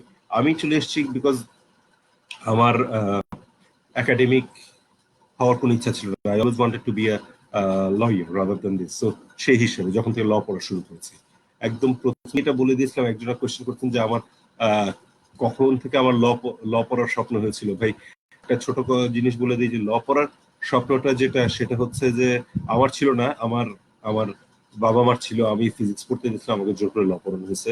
বাট এখন যদি আমাকে সুযোগ, এই যে তানজিব তুহিন এটা করেছিলেন যে আইনজীবী হওয়ার স্বপ্ন, আমার ছিল না। আইনজীবী হওয়ার স্বপ্ন আসে যখন ফার্স্ট এ লেভেলস এর প্রায় 1-2 মাস পড়ার পরে, যখন আমি টের পেলাম যে আরে সাবজেক্টটা তো বিশাল ইন্টারেস্টিং, এখানে তো অনেক কিছু জানার আছে, এটা ভেরি খুব লজিক্যাল একটা সাবজেক্ট, তখনই মনে হলো যে this. So keeping that in mind, যে আপনার ওইতে স্যার সিপিসি এন্ড সিআরপিসি তে কিভাবে ভালো করা যায়, হ্যাঁ, তো সিপিসি আর সিআরপিসি কিভাবে ভালো করা যায় ভাই, এটা হচ্ছে কি একাডেমিক পড়া না। আমি একাডেমিক পড়ার ব্যাপারে আপনাদের বলতে পারবো না যে কিভাবে ভালো করতে পারবো, ওটা আপনাদের টিচাররা বলতে পারবে। আমি যেটা বলতে পারবো সেটা হচ্ছে যে একটা প্রবলেম আসছে আপনার সামনে, একটা কেস আসছে, সেটাকে সলভ করার জন্য আপনি সিপিসি এন্ড সিআরপিসি ওই পার্টিকুলার জিনিসগুলো যদি একবার পড়েন। আর আরেকটা জিনিস বলে রাখি, এটা আপনারা যারা আমাকে চিনেন, কোর্টে আমার সাথে দেখা হয়েছে বা কোনো কিছু, তারা জানবেন যে আমার দুটো বড় বড় খাতা আছে, এটা আমি আমার প্র্যাকটিসিং জীবনের একদম প্রথম দিন থেকে শুরু করছিলাম, এখন পর্যন্ত ফলো করি। যে কেসে আমি করি সেটার জন্য যে রেফারেন্স গুলো থাকে সেগুলোকে আমি সাবজেক্ট ওয়াইজ তুলে রাখি, এবং এটার কথা বেশ অনেকেই জানে, এবং অনেকে আমাদের লয়াররা এবং অনেক জাজ সাহেবরা আমাকে ফোন করে অনেক সময় বলে যে খুব তাড়াতাড়ি একটা রেফারেন্স দরকার, তোমার খাতাটা দেখে বলে দাও তো, ইট ইজ দেয়ার। সো আমি বলবো যে এই যে সিপিসি সিআরপিসি তে আমার যে প্রবলেমটা এসছে সেটার ব্যাপারে যদি আমার আগে রিসার্চ করা থাকে, আমি জাস্ট পাতাটা উল্টে ওখান থেকে দেখে কেসগুলোকে রেফার করি, না থাকলে তখন আমি বইগুলো পড়ি। দেয়ার অ্যাক্ট, দেন একটু ডেপথে যাই, মাহবুব ইসলাম স্যারের বই। আরেকটু ডেপথে যদি যেতে চাই, ইন্ডিয়ার অনেকগুলো বই রয়েছে, তাদের সাথে আমাদের করেসপন্ডেন্স সেকশনটা মিলিয়ে পড়ি। এর বাইরে কোনো উপায় নেই। সেখান থেকে কেস রেফারেন্স বার করে নিয়ে যদি আপনি সেই কেসটা করতে পারেন, সেই কেসটা থেকে দেখবেন যে অনেক কিছু ক্লিয়ার হয়েছে। So keeping that in mind, that is the only way যে ভাই আপনি সিপিসি সিআরপিসি এগুলোতে। আর ওই মুখস্থ বিদ্যা আমি খুব একটা পারদর্শী ছিলাম না, কোনো আমি কোনো কিছু মুখস্থ করে বলতে বা এখনো পারি। এই যে আপনাদের সাথে এখন যে কথা বলছি, আমি কোনো কিছু লিখেও নিইনি, জাস্ট মাথার মধ্যে যা আসছে সেগুলোই বকবক করে যাচ্ছে, আপনাদের প্রশ্ন দেখে করে যাচ্ছে। মুখস্থ কোনো কিছুর দাম আমার কাছে খুব একটা নেই। সেই কারণে যদি আপনি এখন হঠাৎ করে জিজ্ঞাসা করেন যে অর্ডার কি আছে, আমি প্রয়োগ করব। ঠিক আছে, গেল। আচ্ছা, আরিফুল ইসলাম স্যার, গত বছর 29 ডিসেম্বর হাইকোর্ট এনরোলমেন্ট এমসিকিউ পরীক্ষা তার জন্য কি সিলেবাস হতে পারে? ভাই আমি জানি না, আমি এটা নিয়ে কোশ্চেন করছি, আমি এটা নিয়ে সেদিনও লাইভে ছিলেন আমাদের পান্না স্যার, তাই কোশ্চেন স্যার কি হবে, সিলেবাস কি হবে? কনস্টিটিউশন তো ডেফিনেটলি থাকতেই হবে, because writ is there. Company law থাকা উচিত, বিকজ ওটা জুরিসডিকশন ওখানে। আর বাকি তো সব আপনারা যেগুলো এখানে পড়ে এসছেন, প্লাস হাইকোর্টে তো হরেক রকমের সাবজেক্ট চলে আসে, সবকিছু পুরো বাংলাদেশের লয়ের উপরে। এটা কি পাগলের কথা? I don't understand, I don't know. আমি আমি আপনাদের মতন আমিও ওয়েট করছি যে দেখি কি সিলেবাস দেওয়া যায়। ফরিদুল ইসলাম হাসান রকি স্যার, হাইকোর্ট ডিভিশনকে 6টি বিভাগে ভাগ করে দিলে ভালো হয়। এটার ব্যাপারে ভাই অনেক রকমের দ্বিমত রয়েছে। একসময় এটা কিন্তু করেছিলেন, এরশাদ সাহেব করেছিলেন, পরবর্তীতে সেটাকে আমাদের অ্যাপিলেট ডিভিশন সেই করাটাকে বাতিল করে দেন, অ্যাপিলেট ডিভিশন বাতিল করে দেন, এবং বাতিল করে দিয়ে বলেন যে না, এটা হবে না, আনকনস্টিটিউশনাল। সো আই বিলিভ যে এটা হওয়া উচিত বিচার প্রার্থীদের জন্য, কিন্তু মানের একটা ব্যাপার থেকে যায় যে এই আমাদের একটা আনফরচুনেট দিক হলো যে আমাদের পৃথিবী বাংলাদেশে সবকিছুই খুব ঢাকা কেন্দ্রিক, এই সবকিছু বই থেকে শুরু করে সবকিছুই ইতে আছে। So keeping that in mind, একটা স্ট্যান্ডার্ড কোয়েশ্চেন চলে আসে যে ওখানে বইগুলো ঠিক মতন পাবেন কিনা, প্রত্যেকটি বারে প্রপার বই রয়েছে কিনা, তারা কিভাবে করছেন, জাজেরা কিভাবে হবে, এই সবকিছু মাথায় রেখে যদি স্ট্যান্ডার্ডটা মেনটেন করা যায় জাজমেন্টের বা সবকিছু, তাহলে অবশ্যই আমি ফর ইট, তাহলে অবশ্যই আমি ফর ইট। মানে no, I have no issue with that যে এখানে থাকতে হবে এনিথিং, বাট এটাকে প্রপার ওয়েতে সবকিছু এনশিওর করে তুলতে হবে। Mehedi Al Hasan sir, just completed LLB, if I do MPH কি masters of public health instead of LLM, will it be a wise choice? Depends on what is your career, what is the, আপনি কোন লাইনে যেতে চাচ্ছেন, আপনি কি পাবলিক হেলথের দিকে প্র্যাকটিসের দিকে যেতে চাচ্ছেন, প্র্যাকটিস মানে আপনার ক্যারিয়ার করতে চাইছেন, তাহলে অফকোর্স যদি আপনি লয়ের উপরে ফার্দার কি বলবো একাডেমিক লাইনে যান, তাহলে এলএলএম করতে হবে আপনাকে নিতে। Ashraf, thank you. শেখ ইমরান, আপনার কিছু বেস্ট গল্পের বুকসের নাম বলবেন প্লিজ? ভাই বেস্ট গল্প মানে কি, সে তো মানে পৃথিবীর সবকিছু জুড়েই রয়েছে গল্পের বই। এই মুহূর্তে আমি পড়ছি আমার একটা মানে খুবই ফেমাস এক রাইটারের বই, কিন্তু সেটাতে খুব একটা লয়ের সাথে কোনো কিছু নেই, এবং বইটা পড়তে অ্যাকচুয়ালি খুব একটা ভালো লাগছে না, বাট যেহেতু পড়া শুরু করে দিই এখন জোর করে আমাকে পড়তেই হচ্ছে। আচ্ছা, ফেসবুকে ইনবক্স করেছেন আমাকে একজন, it is a very interesting question, যে রাজনীতিকরণ ও স্বজনপ্রীতির ভিড়ে একজন লয়ার যে শুধুমাত্র তার মেধা দিয়ে নিজেকে পরিচিত করতে চায়, তার জন্য বিষয়টা বেশ সময় সাপেক্ষ, অনেক সময় হতাশাজনক। আর সে যদি একটি মেয়ে হয় তাহলে আরো তার সাথে নানান অনুষঙ্গ জড়িত হয়। তাদের যদি মেয়েদের স্পেশালি যাদের সংসার রয়েছে, সেই সংগ্রামটা তো শুরুতেই খুব টাইম কনজিউমিং, এবং শুধু পড়াশোনা করা নিয়ে থাকা নাকি এখানে টেকাটা না টাকার জন্য সবকিছু মিলেও কি বলবো, এবং তার কোনো পরিবারের কাছে কেউ এই পেশা, তিনি বলছেন যে তার জন্য কিছুই করতে। রাজনীতিকরণ তো রয়েছে বাংলা আমাদের এখন খুব স্যাডলি আমি যে জিনিসটা দেখি যে লয়াররা সম্পূর্ণভাবে পলিটিসাইজড হয়ে যাচ্ছে। আমাকে যারা জানেন আমি দুইটা পার্টি কাউকে খুব একটা সমর্থনও করি না, কোনো পলিটিক্যাল পার্টির সাথে জড়িতও নই, কিন্তু অত্যন্ত দুঃখের সাথে দেখি যে আমাদের লোয়ার কোর্টে বলেন ইতে করেন, ইভেন আমার ফেসবুকের মধ্যেও যারা অনেক লয়াররা রয়েছেন তারা সারাদিন দেখি যে কোনো না কোনো পলিটিক্যাল লিডারের গুণগান গিয়ে যাচ্ছেন, ই করছেন সেই করছেন, বড় বড় করে লিখ রাখছেন politics is my passion, law is second and all this টাইপের জিনিসপত্র। ইভেন আমার এক ছাত্র আছে, আমি নাম বলছি না, তার ফেসবুক পেজ দেখলে এগুলো দেখে খুব মন খারাপ হয়ে যায়। তাই লয়ারের কোনো পলিটিক্যাল ই থাকা উচিত না, কিন্তু আমাদের দেশে চলে এসেছে এই সিস্টেমটা এইভাবে। এবং ফ্যামিলির একটা ব্যাপার চলে, যে যদি লয়ারের ফ্যামিলির ছেলে না হয় তাহলে তার কোনো তার সাকসেসটা দেরিতে হয়, লয়ার বা ল হলে গেলে। তো এগুলো সবসময় ছিল, সবসময় থাকবে, এর মধ্যে দিয়ে আমাদেরকে এগিয়ে আসতে হবে। আর এর সাথে উনি যেটি বললেন যে মেয়েদের জন্য বিষয়টা আরো কঠিন, আই আন্ডারস্ট্যান্ড আপনাদের এখানে অনেক রকমের হ্যারাসমেন্টের একটা, সবাই খুব চোখ খারাপ ভাবে তাকায়, অনেকেই অনেক রকমের ই করতে ফেস করতে হয়। এটার জন্য আমি যেটা আমাদের সুপ্রিম কোর্ট বারে আমি বারবার সবাইকে অনুরোধ করছি যে একটা যেটি আমাদের ওই যে বাংলাদেশ জাহাঙ্গীরনগর ইউনিভার্সিটি কেস, যেটি বাংলাদেশ উইমেন্স লয়ার অ্যাসোসিয়েশনের যে কেসটি, সেটি যে ডাইরেকশন দেওয়া হয়েছিল যে সেখানে যাতে একটা ই করা হয়, কমিটি করা হয়, যেখানে আপনার সবাই নাম, আপনার নাম কি না জানিয়েও আপনি কমপ্লেন করতে পারবেন। তাহলে দেখা হবে আমাদের কোনো বার অ্যাসোসিয়েশনই এটাকে ফলো করা হচ্ছে না। আমরা এটা নিয়ে কাজ করছি এবং আশা করবো যেটা অতি শীঘ্র আসবে। এবং ওই যে যেটা বললাম যে সবার মানসিকতা যতক্ষণ না চেঞ্জ হবে ভাই, ততদিন পর্যন্ত ঝামেলাটা আমাদের থাকতেই থাকবে। Law lecturer, yes yes yes, Kamrul Hasan Hira ভালো কথা বলেছেন যে ল লেকচারার যারা হতে চান তাদের জন্য এটা হচ্ছে তো একাডেমিক, যেটা মিন করলাম, এলএলএম করুন, পিএইচডি করুন, লতে পড়ান অফকোর্স। এবং আপনি যে সাবজেক্টটা বলবেন সেটার উপর যদি আপনি মাস্টার্স করেন, সেটার উপর যদি পড়াশোনা করেন আরো ভালো। রাসেল সিদ্দিকী স্যার, ল প্রফেশনে ভালো করতে কতদিন লাগতে পারে এটা তো ভাই নিজের উপরে। আপনি আমি যেমন আমার এখন যেটা যে হিসাব করে যদি দেখি, ল প্রফেশনে হয়ে যাচ্ছে 21 বছর এবং হাইকোর্টই হয়ে যাচ্ছে প্রায় এখন 20 বছরের কাছাকাছি, 18 বছর। এখনো তো খুব একটা ভালো করতে পারছি বলে নিজের কাছে মনে হয়, নিজের আপনারা ভালো জানবেন সেটা।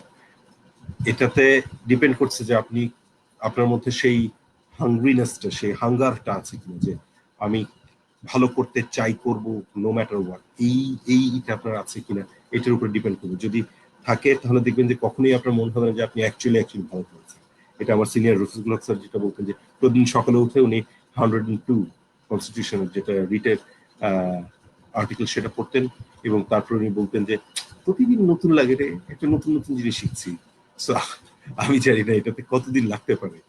এবং তবে আপনি যদি অনেস্ট থাকেন নিজের কাছে, আপনি যদি অনেস্টলি প্রফেশনটা করেন, তাহলে আমার মনে হয় যে খুব প্রথম দিকে হয়তো একটু সময় লাগবে, কিন্তু খুব একটা দেরি হবে। আসিফ আহমদ, আপনি মিস করে গেছেন কিছু বেসিক বইয়ের নাম প্রতিটি আইন শিক্ষার্থীর পড়া উচিত। মানে আমি তো যেগুলো বললাম সেগুলো হচ্ছে লয়ের বই। এর বাইরে একটা বইয়ের কথা আমি, কিল এ মকিং বার্ড, হার্পার লির লেখাটা পড়তে পারেন। এটা অ্যাটিকাস ফিঞ্চ নাম একজন লয়ারের কথা বলেছেন। একটা লয়ার হতে গেলে তার কি এথিক্স থাকতে হবে সেগুলো দিতে। জুরিসপ্রুডেন্সের উপর অনেকগুলো বই আছে, যেমন প্রফেসর হার্টের concept of law is a must, সবার পড়া উচিত। রোনাল্ড ডকিনের empire of law, this is another very good book যদি আপনারা চান। S M Jewel Tanvir, please tell us about BJSC preparation. ভাই কিচ্ছু জানি না ভাই, আমি যেহেতু জুডিশিয়াল সার্ভিসের সাথে একদমই কোনো কানেকশন নাই ভাই, কিচ্ছু জানি না। খাবো আমি আপনাকে, আমার যেটা মনে হয় যে সাবজেক্টগুলো ইতে থাকবে খুব ডিটেলে পড়তে হবে, এবং অ্যাট দ্য সেম টাইম যখন আপনারা জাজ হতে যাচ্ছেন আপনাদেরও কিন্তু প্রচুর পড়াশোনা করতে হবে, আমাদের চাইতে বেশি, কোনো অংশেই কম না, প্রচুর পড়তে হবে সারা জীবনের জন্য। সো আমার মনে হয় যে সিলেবাসটা আছে সেই সিলেবাসটা দেখে শিখবে। নাফিসা তালুকদার, স্যার বাংলাদেশ আইন কি সময়ের সাথে সাথে পরিবর্তন করা উচিত নয়? সারা জীবন ব্রিটিশদের আইনে চলবো, আইনের বিষয় গবেষণা আমরা কি করতে পারি?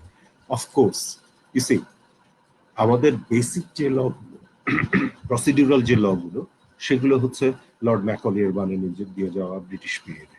if you're talking about CPC, CRTC, Penal Code and কি বলে এভিডেন্স অ্যাক্ট, এছাড়া একটা এগুলো রয়েছে কিছু।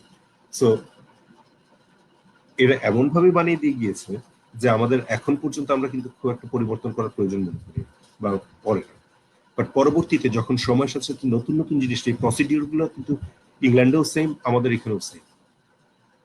ওরা নতুন নাম নিয়ে অনেক এফিসিয়েন্টলি করে, আমরা করি না।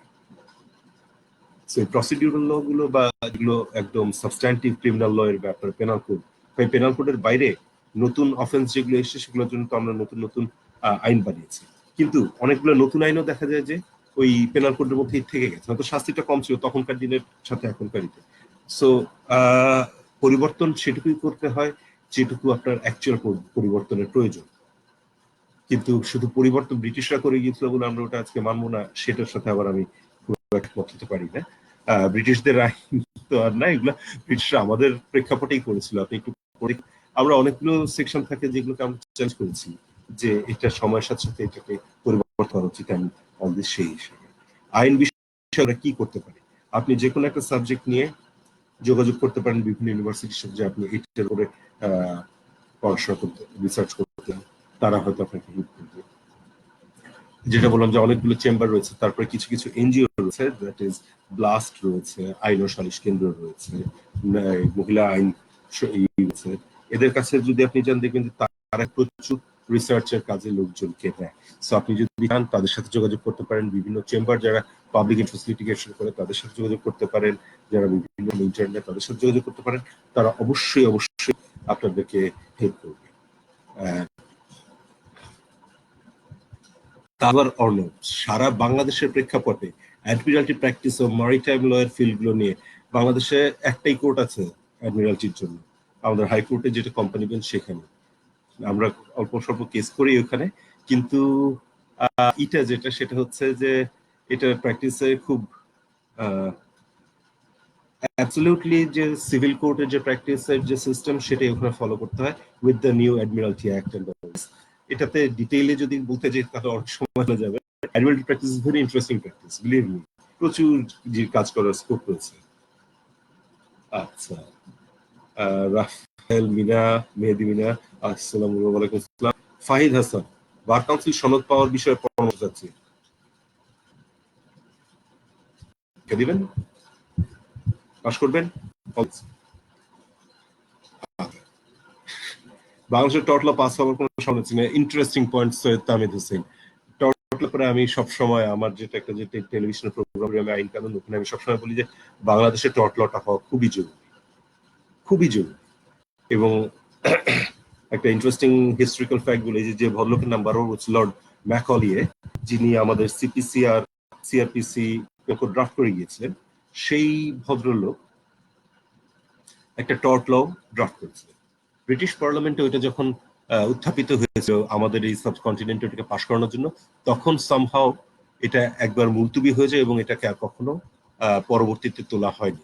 আজকে যদি ওই লটা থাকতো তাহলে সিপিস মতন ওটাও একটা কি হতো। এখন যেহেতু নেই, ওটাকে আমাদেরকে ইন্ট্রোডিউস করতে হবে যেভাবেই হোক।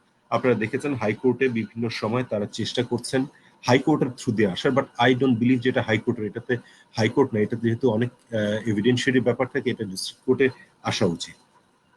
যে একটা কেস হলো না, বাচ্চা একটা এর মধ্যে পড়ে মারা গেল ওয়াসার ইতে এবং অল দ্যাট ইতে, সেখানে কিন্তু প্রচুর বিশাল একটা ফাইন দেওয়া হয়েছে। That is basically top.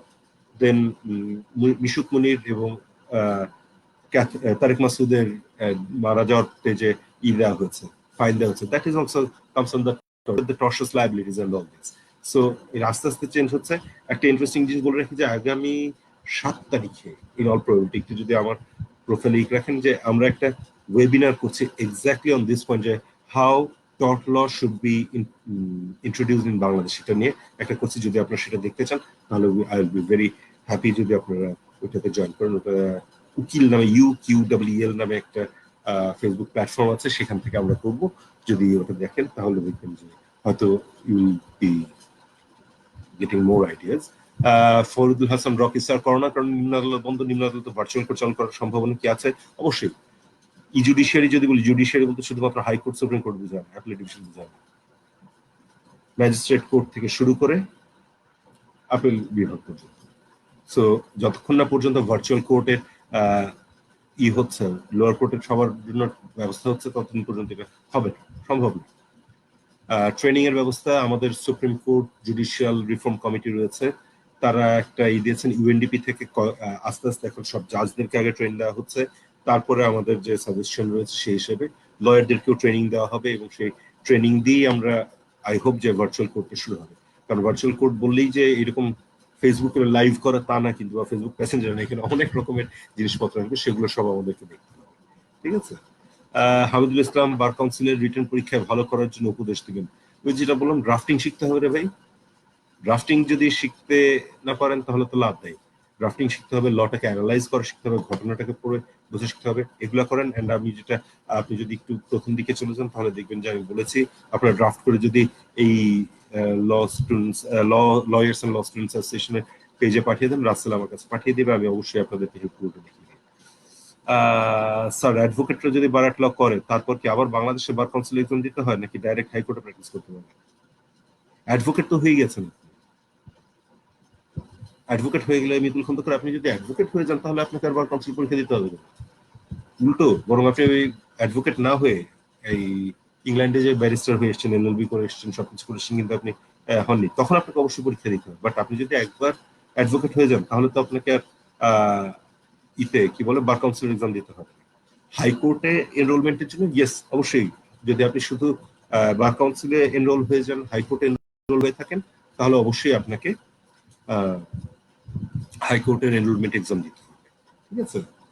So এইগুলো সোফার এইটুকু কোয়েশ্চেন এসেছিল, আমি এইটুকুতে বলছি। আর কি কোনো কোয়েশ্চেন যদি না থাকে তাহলে একটু কি বলবো, কদ বাঁধা কিছু কথা বলি।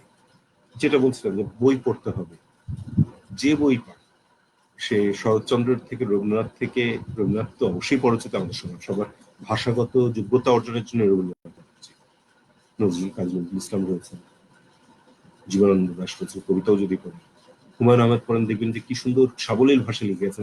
লয়ার যদি ওই সাবলীল ভাষা এবং ওই সাবলীল ভাবে কথা বলতে পারে, তাহলে কিন্তু তার সাফল্য কেউ আটকে না পারে। আরেকটা যেটা জিনিস আমার আপনাদের কাছে রয়েছে, অনুরোধ রয়েছে, যে আপনারা নিজেরাই কথা বলেন। আপনারা 5 জন জুনিয়র একসাথে লোয়ার যে রয়েছে, এই সবাই যদি 5 জন যদি আপনারা একসাথে হয়ে একটা সাবজেক্ট নিয়ে কথা বলেন, তো দেখবেন যে এই যে জ্ঞানের যে আদান প্রদানটা হবে, এটি কিন্তু প্রচুর সাহায্য করে। আপনারা যখন স্টুডেন্ট ছিল তখন আপনারা গ্রুপ স্টাডি করেননি, তাহলে এখনো তো আপনারা লয়ারের স্টুডেন্ট, জুনিয়র লয়ারের তো স্টুডেন্ট, শিখছেন। আমিও এখন স্টুডেন্ট, সবাই আমরা স্টুডেন্ট, আমরা নিজেদের মধ্যে কথা বলি। আমার একটু ভেরি ফ্র্যাঙ্ক উইথ ইউ, আমার হাইকোর্ট একজন লয়ার রয়েছেন যারা আমরা প্রতি সপ্তাহে একবার করে একসাথে বসি এবং এবং এবং বিভিন্ন সাবজেক্ট নিয়ে কথা বলি। ওখান থেকে আমাদের টিএল এর আইডিয়াটা আসে। ডক্টর কাজী জাহেদ ইকবাল আছেন আমার বড় ভাই, তার কাছ থেকে আমি প্রতিদিন আইডিয়া পাই। আমার ছোট ভাই আছে জ্যোতির্ময় বড়ুয়া, আমরা একসাথে অনেক বিষয়ে কথা বলি। আমার বড় আপা রয়েছেন আইনুল নাহ সিদ্দিকা, আমরা 5-7 জন সবসময় একসাথে বসে যে এই কেসটাকে এইভাবে করা যায় কিনা, ওনার কেসের প্রবলেম উনি আমাদের করলে আমরা ওনাকে করার চেষ্টা করি, এই করি। দিস ইজ হাউ ইট গোজ। তাহলে এইভাবে সবাই মিলে একটু করে নেয়। সাদ আহমেদ, নির্বাহী ম্যাজিস্ট্রেট দ্বারা যে মোবাইল কোর্ট পরিচালিত হয় সেটা মাজার হোসেনের সাথে সাংঘর্ষিক কিনা? অফকোর্স সাংঘর্ষিক। এটা রাষ্ট্র কতটা কনসার্ন, বা হাইকোর্ট কিছুদিন আগে 3 জন ভর্সনা করেছে। ঘটনাটা যেটা, সেটা হচ্ছে যে এই নির্বাহী ম্যাজিস্ট্রেটরা হচ্ছেন জুডিশিয়ারি থেকে আসেন, তারা হচ্ছেন এক্সিকিউটিভ ব্রাঞ্চ, 3টা ব্রাঞ্চ, রাইট? রিমেম্বার যে লেজিসলেচার, তারপর জুডিশিয়ারি অ্যান্ড এক্সিকিউটিভ, তারা হচ্ছেন এক্সিকিউটিভ। এই এক্সিকিউটিভ হাতে একটা বিশাল পাওয়ার যে তারাই গভর্নমেন্টের সবচেয়ে ক্লোজ অবস্থায় থাকে। আমরা তো আলাদা থাকি, জুডিশিয়ারি আলাদা থাকে, লেজিসলেচার তো লটা বানায় দিল এবং তারা গভর্নমেন্টের পার্টনার, তারা হচ্ছে ল মেকার্স। এই এক্সিকিউটিভ যারা এটা এক্সিকিউট করে তারা এইটাতে আছেন। এবং এটা যে কি পরিমাণ একটা, আমি যে এই মোবাইল কোর্টের ব্যাপারে আমরা বহু কেস করেছি, এবং মানে আমি এটার সম্পূর্ণ এগেইনস্টে। মোবাইল কোর্ট করতে গেলে আমাদের প্রচুর জুডিশিয়াল ম্যাজিস্ট্রেট আছেন, তাদেরকে দিয়ে করান, এক্সিকিউটিভ ম্যাজিস্ট্রেটদেরকে দিয়ে নয়। দরকার হলে আরো জুডিশিয়াল ম্যাজিস্ট্রেট নিন, তাদেরকে দিয়ে মোবাইল কোড পড়েন, তারা লটা ভালো বুঝবে। একটা লোক যে পলিটিক্যাল সায়েন্সে করছে অথবা সোশিয়োলজিতে পড়াশোনা করছে, আমি নিজে সোশিয়োলজি বা সে ইকোনমিক্সে পড়াশোনা করছে, সে হয়েছে ম্যাজিস্ট্রেট, সে কি জানে? সে তো খালি ওই যে তার ট্রেনিং এর মধ্যে 3 সপ্তাহ ল পড়ছে, সেই জ্ঞান দিয়ে কি সে আমাদের লয়ারি করবে? অ্যান্ড দ্যাট পার্টিকুলার যে মোবাইল কোর্ট আইনটা রয়েছে ওটাই তো একটা খুব খারাপ আইন, কারণ যে লোক নিজেই অভিযোগ করছে, সে লোক নিজেই এভিডেন্স দিচ্ছে, সে লোক নিজেই সেন্টেন্স দিচ্ছে। She is the judge, jury, executioner, everything at the same time, and that is not সেই তদন্ত করতে সবকিছু। So this is absolutely rubbish একটা আইন, and আমি আমাদের হাইকোর্ট এটাকে বাতিলও করে দিয়েছিল এই আইনটাকে আনকনস্টিটিউশনাল বলে। আপাতত অ্যাপিলেট ডিভিশনে আছে, ওখানে ওই যেটা বললাম যে সরকারের উচ্চ পর্যায়ের চাপ আছে বলে হয়তো এখনো কিছু করতে পারছে। শিক্ষানবিশ আইনজীবীদের মনোবল ধরে রাখার জন্য ভাইয়া, আপনাদের ভাই এবং বোনেরা, আপনাদেরকে একটা ছোট জিনিস বলি যে আমরা সবাই খুব খারাপ অবস্থার মধ্যে যাচ্ছি এই মুহূর্তে। আমার যেটুকু আছে, যেহেতু আমার প্রায় 20 বছর হয়ে গেছে, অল্প কিছু সেভিংস আছে, সেই সেভিংস ভেঙে ভেঙে আমরা পাচ্ছি।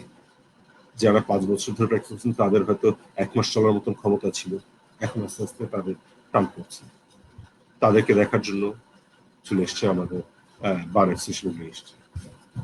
2800 মতো সুপ্রিম কোর্ট বাড়ি 2800 অ্যাপ্লিকেশন জমা করেছে, আর যে ঢাকা বারেও বারো বেশি। কিন্তু আপনাদের জন্য আসলে কেউ খুব একটা কিছু নেই ভাই। একটাই যেটা আমার আপনাদের প্রতি অনুরোধ, যে আপনারা আশা হারাবেন না, আপনার মনোবল আপনাদের মন ভেঙে ফেলবেন। আমাদের সবাইকেই এই পজিশন থেকে বের হয়ে আসতে হবে। আমরা সবাই যেটুকু পারি আপনাদেরকে সাহায্য করার চেষ্টা করি। আমি একটা আমাদের বার কাউন্সিলের, সুপ্রিম কোর্ট বারের বা এদের যেটা বলেছি যে এদের জন্য কি করা যায়, তো এরা এমন একটা পজিশনের মধ্যে থাকে যে এদের অ্যাকচুয়ালি এদের মাথার উপরে কোনো ছাতা বলে কোনো কিছু নেই। এখন আমরা ট্রাই করছি যে কিছু একটা করার জন্য, কিন্তু ওই যে একটা সবসময় থেকে যায় যে আপনারা যারা জেনুইন প্রয়োজনের মধ্যে রয়েছেন তাদেরকে আমরা আইডেন্টিফাই করবো কিভাবে, বা জেনুইন যে আপনি শিক্ষানবিশ লইয়ার আইবি সেটা আমরা করবো কিভাবে, কারণ দুষ্ট লোকের অভাব নেই। দেখা যাবে যে কোনোদিন কোন কোর্টে আসেনি, সে এসে বলছে যে আরো টাকা দরকার, আমাকে দিয়ে দেবে, এবং তাকে দেওয়ার পর সে এটা নিয়ে চলে গেল। আমি যেটাকে বলতে চাই যে আশা হারাবেন না, ডেফিনেটলি আমরা আসবো এবং আমরা সবাই মিলেই করব। এটা কি সুপ্রিম কোর্ট সংবিধানের উপরে নাকি নিচে? সুপ্রিম কোর্ট সংবিধান অনুচ্ছেদের ব্যাখ্যা করব, তাহলে সুপ্রিম কোর্ট কি একচ্ছত্র? সুপ্রিম কোর্ট দিস ইজ বাংলাদেশের জন্য যেটা, Bangladesh is a country with a written constitution. In the written constitution is the highest thing, and Supreme Court is a guardian.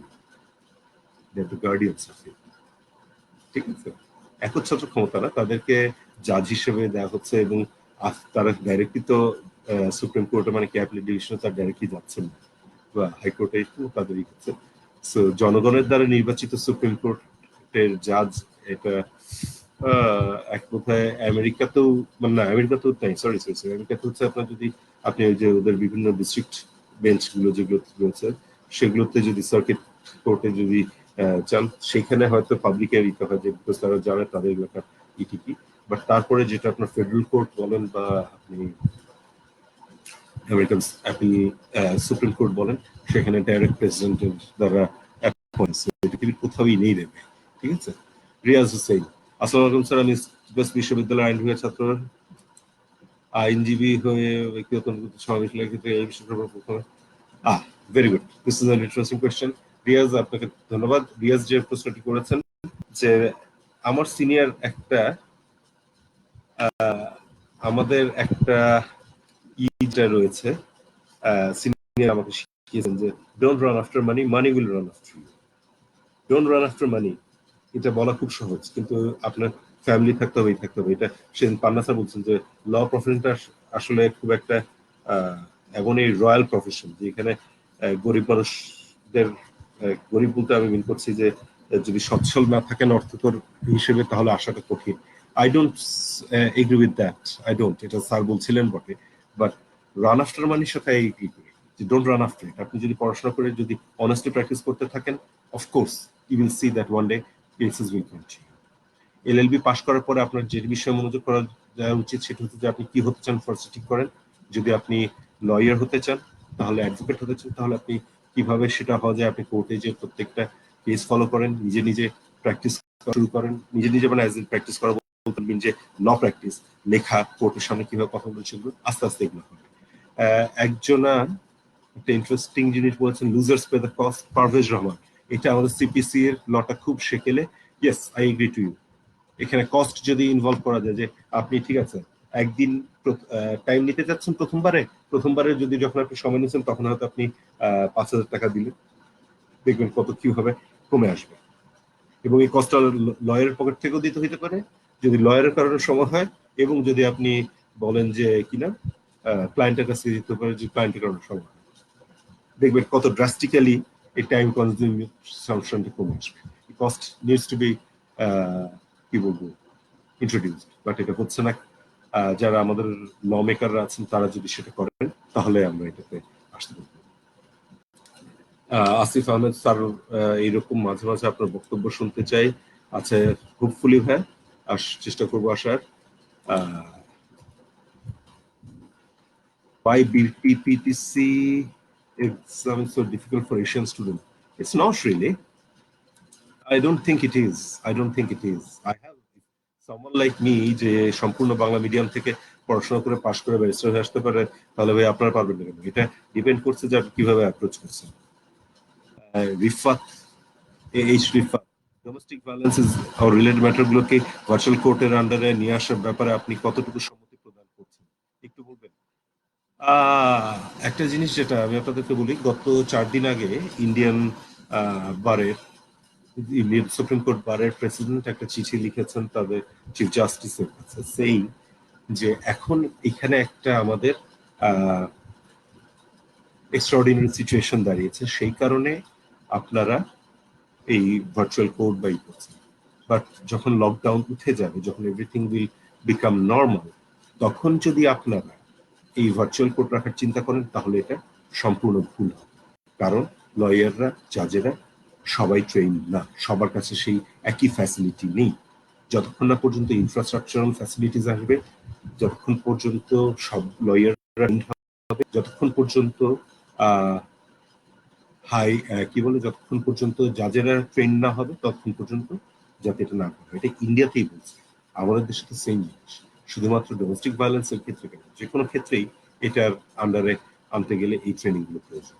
Arnab Uddin, উচ্চ আদালত আইনজীবী হিসেবে প্র্যাকটিস করে 10 বছর অভিজ্ঞতা, কিভাবে একজনকে, এটা খুবই পলিটিক্যাল একটা কোয়েশ্চেন চলে এসছে রে ভাই।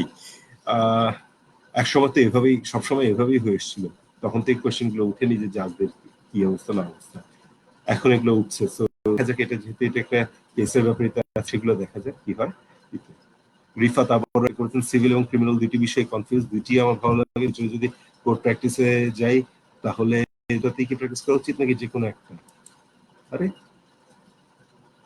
অবশ্যই, আরে ভাই এটা একটা ইন্টারেস্টিং জিনিস বলি, আমি বেশিরভাগ সময় করি হচ্ছে writ cases and company cases, খুব কম ক্রিমিনাল কেস করি। তো কয়েকদিন আগে আমি একটা ক্রিমিনাল কোর্টে গিয়েছিলাম, হাইকোর্টে, এবং জাজ সাহেব আমাকে দেখে বললেন, mister Haq, you are in the wrong court. আমি বললাম যে নো মানে, why would I be in the wrong court? বলে না, এটা তো কোম্পানি কোর্ট না, বা এটা তো রিটেল কোর্ট না, আপনি এখানে আসছেন কেন? বললাম যে ম্যাডাম, যখন লয়ার হিসেবে আমি নিয়েছিলাম, লয়ার হিসেবে যখন শপথ নিয়েছিলাম, তখন তো মনে হয় না যে খালি বলেছেন যে সিভিল ল করবো বা রিট করবো বা ক্রিমিনাল ল করবো, সব রকম ল করতে চাই। সো ভাইয়া আপনি সব রকম ল নিয়েই করবেন, কোনো অসুবিধার কিছু নেই, বাট যেটাই করবেন সেটাই অনেস্টলি মনোযোগ দিয়ে ভালোভাবে করবেন, তাহলে you will see that you will be a good lawyer. And এটা একটা যেটা ব্যাপার সেটা হচ্ছে যে আপনার এই যে কোনো লয়ের ব্যাপারে আপনি যদি পড়াশোনা করে যান, সবকিছু তৈরি হয়ে যান, পৃথিবীর কোনো জাজই আপনাকে ফেরাবে, আনলেস একদম কেস যদি খুব খারাপ হয় তাহলে আলাদা কথা। যদি আপনার মানে পয়েন্ট থাকে, দেখবেন যে না ই হবে। এবং এখানে আপনার সিভিল ল, ক্রিমিনাল ল কোনোটাই কোনো ডিফারেন্স নেই। সঞ্জিদা জান্নাত, স্যার আমি মাত্র গ্রাজুয়েশন কমপ্লিট করছি, সবাই বলে court practice is tough for the mental. Practically yes, কিন্তু এর মধ্যেও যদি আপনি একটু তাকিয়ে দেখেন, আমাদের ব্যারিস্টার তানিয়া আমির, আমাদের সাথে আমাদের মিস্টার সারা হোসেন আছেন, অনেক আগে ছিলেন রাবেয়া আকিয়া, রাইট? এখন আপনি হাইকোর্ট আসেন দেখবেন প্রচুর আমাদের মহিলা লয়ার রয়েছেন। ইয়েস, তাদেরকে ছেলেদের তুলনায় একটু বেশি প্রতিবন্ধকতার সম্মুখীন হতে হয়। আই এগ্রি টু দ্যাট, কারণ আমরা এখনো যে পুরুষতান্ত্রিক একটা সমাজের মধ্যে আছি। কিন্তু সময়টা পরিবর্তন হচ্ছে। আমাদের আগেকার দিনের যাদের যে মানসিকতার লোকজনের ছিলেন তার সাথে সাথে এখন পরিবর্তন হচ্ছে।